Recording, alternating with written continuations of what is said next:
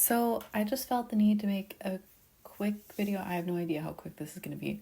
And it's not a video, I'm just recording my voice. I will put a list of books mentioned in the video so people can copy paste the titles and search for them. I wanted to talk about what I have been reading lately.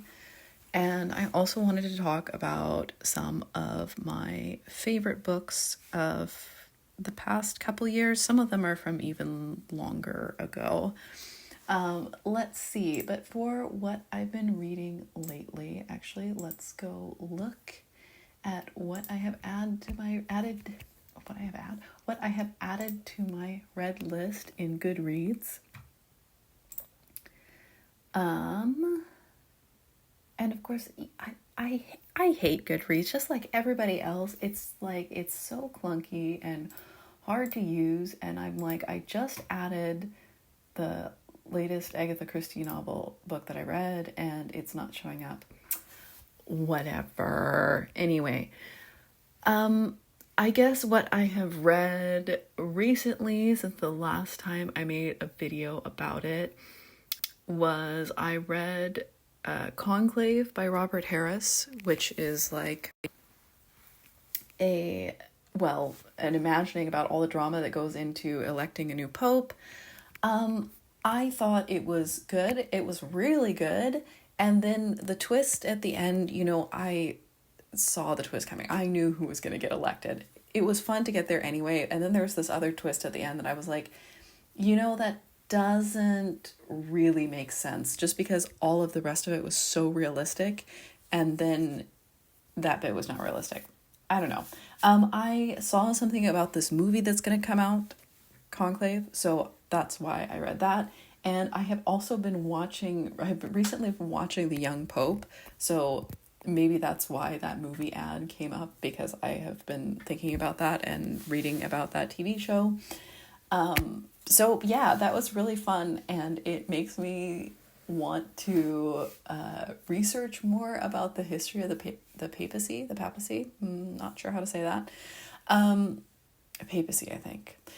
The other thing is there were a couple different shows, like the Borgia and some other ones, which I wanted to watch because of the really beautiful costuming, but then it's just too dark for me. I didn't watch most of Game of Thrones, and I don't watch a lot of TV shows because I'm not interested in all of the assault and killing and stuff like that. I just don't, that's not what I want to watch in my free time, I guess.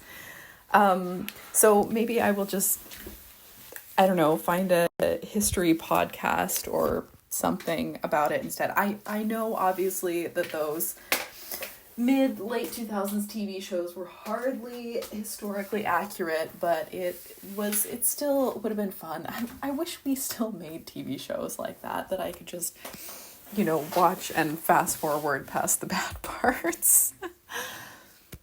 Okay, let's see. I'm not sure when the date starts here. I just know that my last video I made about books, I'm pretty sure I talked about The Ferryman. So yeah, I know I talked about The Ferryman, so I'm gonna go from there on. I also read Coraline just because I was going through stuff, and I found I have a physical copy of Coraline, which I bought because it's illustrated by Chris Riddell, who also illustrated The Edge Chronicles, which are one of my all-time favorite book series.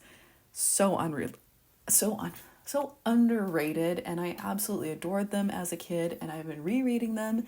I've reread some of them as an adult, obviously, but also the most recent books kind of just came out, and they were still so good. And rereading them, they're to me, it's like Avatar: The Last Airbender, that TV show, it just holds up. I enjoyed Coraline, and I also super enjoyed Chris Riddell's illustrations, and it's also an appropriate time of year to read that sort of thing. Then Sense and Sensibility, which I have made a video about already. Then I read, which they are going straight on my list of absolute favorite books ever, and that is A Memory Called Empire and A Desolation Called Peace. So, just to start with, A Desolation Called Peace, it is an excellent sequel. Like, it totally works. I really enjoyed it. I did not enjoy it as much as I enjoyed the first one. I just loved the first one. And, it is sci-fi, but it's somehow so realistic and also so much more about, history and language and culture. And I'm like, when we talk about dark academia, I know we're talking about a very specific type of aesthetic or vibe, but when I think of dark academia, or I like to think about consuming media that makes me excited about studying and doing research, it makes me want to study. And I would actually say that A Memory Called Empire fits into this really strongly, because the main character, which I love, is an actual full-on adult who's like my age. We get to go on adventures too after 25. But yeah, she's not like a wide-eyed child who's just magically, chosen. She is very, she's accomplished. She's the best at what she does. She's a linguist and a diplomat, and, she develops her skills and she's very good at it. And also that her friend, like the friends she makes are amazing. And, I've never really been into shipping, but I was shipping the characters that get together in this book. Sorry for the spoilers, but it's not really, it's barely even a side plot. It's a very tiny part of it, but I loved the characters that we got to spend time with in this one, and this world was just amazing. It's so good, and I really haven't been hearing anything about it, so I don't know. Like I said, it's on my list of favorite books, absolutely. I read Blackwing by Ed McDonald, and the funny thing is a lot of the reviews or a lot of the stuff about it is like, oh, it's like grimdark but with a heart and blah blah blah. And I'm like, how is this grimdark? Like, yeah, there's a bunch of nasty creatures who will eat you and that sort of thing, but I feel like I've read so many other books that are like so much grosser or grimmer. I just said that about TV shows, and I don't like TV shows that are too dark, but I do enjoy dark, creepy, like that kind of intersection of fairy tales and horror, which is, I think, the thing is I read the entirety of Blackwing, which is the first in a trilogy, and I actually really enjoyed it. And I think part of what I enjoyed about it was that the author is a man, but he's not like super fucking weird about women. And, the horror in the book is about being attacked by weird creatures who want to eat you, rather than, the threat of sexual assault or something like that. Or I feel like that's often used as shorthand in a grimdark fantasy, and so it was like really enjoyable. They didn't do that and actually made it like not grimdark feeling at all to me. I don't know, like how would this be categorized? Anyway, I really enjoyed it because it's kind of like a steampunky western type of thing, and the main character, he's a cool dude. He pretends he doesn't have any feelings, but actually he does. Pretty stereotypical, but it's fun when he's going out into the misery with his crew and they're encountering these creatures, and it's honestly like a teensy bit like the later Edge novels, where they are like descending down over the edge into the in between areas with the crazy terrifying creatures and everything. Actually, you know what, I just realized that's what this reminds me of, because in the Edge Chronicles, there's like the Twilight Woods where, you stay alive forever, but you lose your memory. So there's like, living corpses wandering around in there. And then there's the mire with the, creepy people there. Yeah, that's what it reminds me of. Oh my gosh, it's like a grown-up version of the Edge Chronicles. But the thing is like the amount of grossness and death that happens in the Edge Chronicles is, I would say, really pretty much on the same level of what happens in Blackwing. And like I said, no weirdness. Like, women are characters. Of course the main guy is a guy, but I'm like, oh, so that's interesting. Women get to be characters who do things. It's not like it's amazing or incredible or anything, but I just thought it was super fun. So the thing is I'm reading the second one, and the second one, I don't know. I will have to, but you know what? I have it on my e-reader right here so I can see how far I've gotten. I have read about 40% of it. And they have not gone into the misery, and they have not encountered any creepy or disgusting creatures.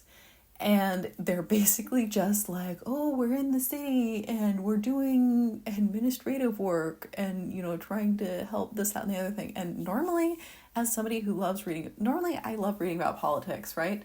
A Memory Called Empire, tons of politics in that.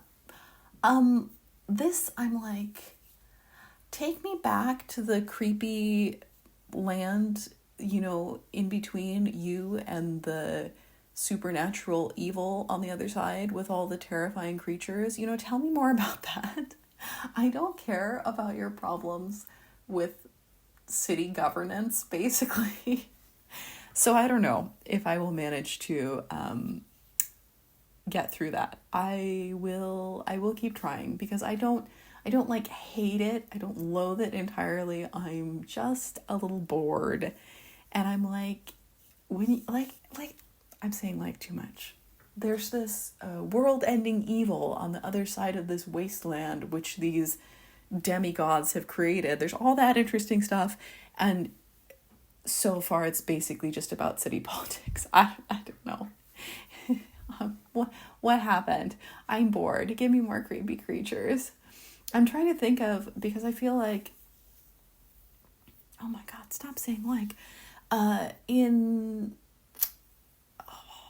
the one with Alina and Mal and the Darkling, don't remember what those are called. The Grisha trilogy, there we go. And there's the Rift with all the Volcra and everything. That's super cool. What they have to cross in the Edge Chronicles, that's super cool. I read some other, because like I said, I've gone on a fairy tale horror kick before. And I'm trying to remember what book that was. I'm going to have to go back through my read list and think about that again. I'm going to pause this and look for it right now, because I can't remember the title. Yes, it was The Stone Road, which I also read this year. And also I feel like there's no hype about, nobody's talking about it. I really liked this one. I really like the fantasy horror intersection, and that one was so fun to me. I mean, I have read some which I thought were absolute garbage, but those ones were obviously less memorable to me. I would have to go back through my read list to find those. But yeah, like those ones.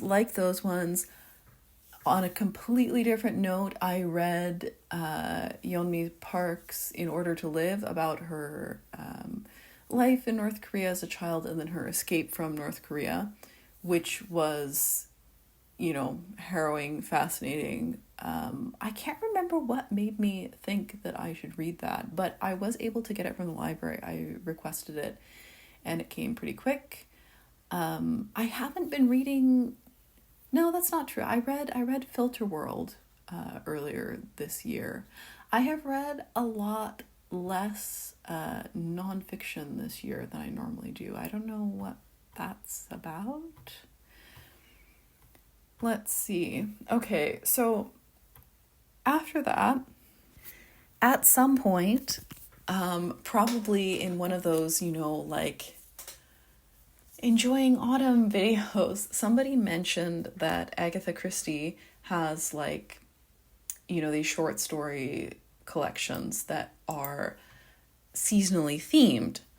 So I was able to get a hold of the Autumn Chills one, and I don't know that I got such, well, I mean, maybe. I don't know if I got such autumn vibes from them, but you know what? I really enjoyed reading these. It was so nice and cozy to be able to read just like a short story before bed or whatever, and just read one or two stories and then go to sleep type of a thing. And I enjoyed that so much that I'm not sure what to talk about next. So I have also been reading some books on my e-reader, which, I haven't really had. I've had my dad's Kindle from like 2007. I'm serious. It's ancient. It still works. My boyfriend is using that one now, and I got a new e-reader this past summer as a birthday gift. And honestly, I do love it. I do feel like I don't remember what I read on an e-reader as well as I remember things when I read a paper book. And I don't buy physical books just because I don't have the space for it, and they're also very expensive, and the library system here is amazing, which I've said a million times before, but it's true. It's so true. So pretty much everything, even like the latest stuff, Filter World, Desolation Called Peace, In Order to Live, all of those I got from the library and requested them. But yeah, I have been doing some reading on the e-reader because that's really nice to have. Sometimes I can get a digital copy of a book from a library, even if I can't get a physical copy. So what have I been reading on my e-reader? So, I mentioned the Edge Chronicles.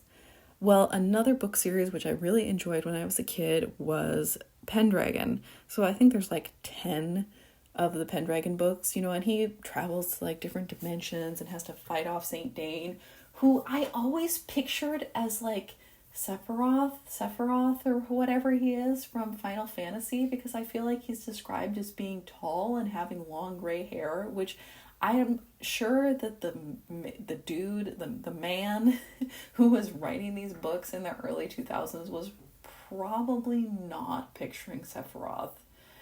But that was always slightly weird for me. I never played Final Fantasy, but I saw other people play it. Anyway, while the Edge Chronicles is still amazing, I have been trying to read, I was like, I'll just read the Pendragon books from the start, and then, he's just insufferable. The main character, oh my god, he's so annoying. And like, I get it, he's a kid and he's supposed to be a kid, but it's just like, come on, dude. Oh, it's like a computer game? Yes, it's like a computer game. So actually what made me think of this was I read Filter World, which is about, well, that's the subtitle, How Algorithms Flattened Our Culture. I enjoyed that one, and I was thinking about, I was like, I try to avoid algorithmically generated content or algorithmically generated feeds as much as possible, as much as I try to avoid advertisements, actually. So, so then I was like, my favorite Pendragon novel when I was a kid was the fourth one called The Reality Bug, where everybody is, stuck in a virtual reality, basically. And I was like, oh, I'll read that one because it's related to, oh, I guess I think I only talked about physical books I was reading in my last book related video, because this started because I read The Machine Stops, which was published 1906, I think. It's only about 30 pages long. I think everybody should read it. It's absolutely incredible, and I love it. And it reminded me why I love sci-fi, and it also reminded me of the Pendragon book where they're all stuck in the virtual reality pyramid. But it is taking me so long to get through this book. It's like, oh, it's such a slog. And I'm like, yeah, I was definitely a kid when I read these. I don't know if I was like 12, 13 or something, but yeah, I don't know. I remember I really liked the one that was like about the games as well.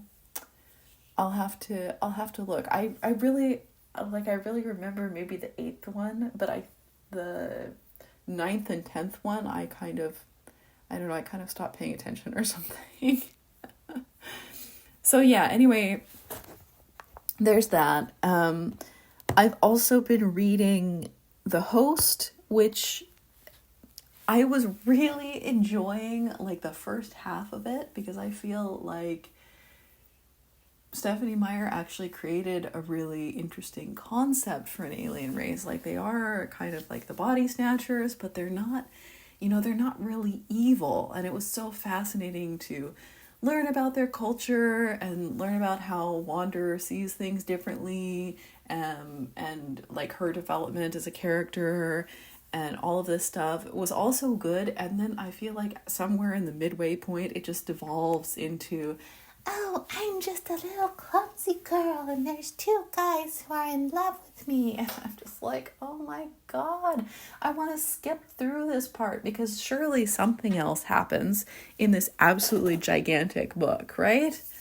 I mean, it can't just trail on and end this way. I've definitely read this book before, but I don't remember what happens in it. And I think I've read it multiple times before when I was much younger, to be fair. Oh, that's the other thing about Blackwing.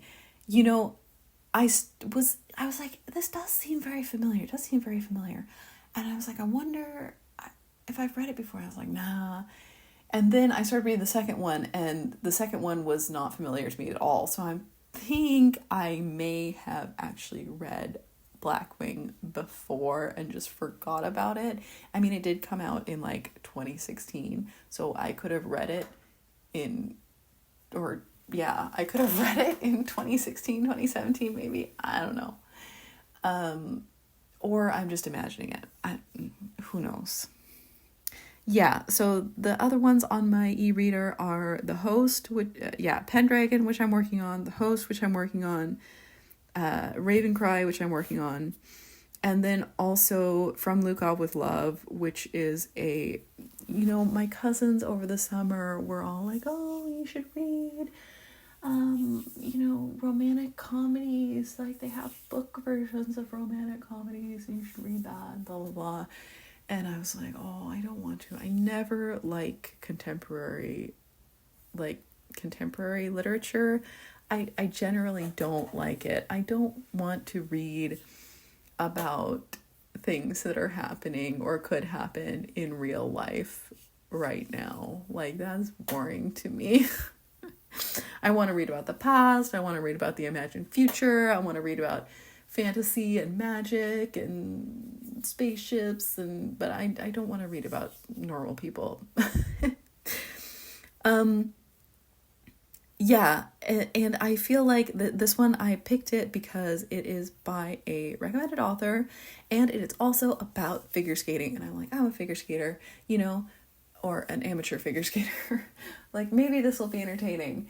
And it just, so far, it's just like obnoxiously over explaining what every jump and everything is. And it's like, if you are a figure skater, then you know that already. And if you're not a figure skater, this is very boring. I don't know. So I think that will be, because I read another one, another one of those videos was, oh yeah, I read Beach Read earlier this year and I was not impressed. Or I didn't get it. It didn't stick with me. Yeah. So this, if I manage to finish From Glukov with Love, it will be, I don't know if I'm going to manage to finish it. It might just be left there until I'm really bored one day.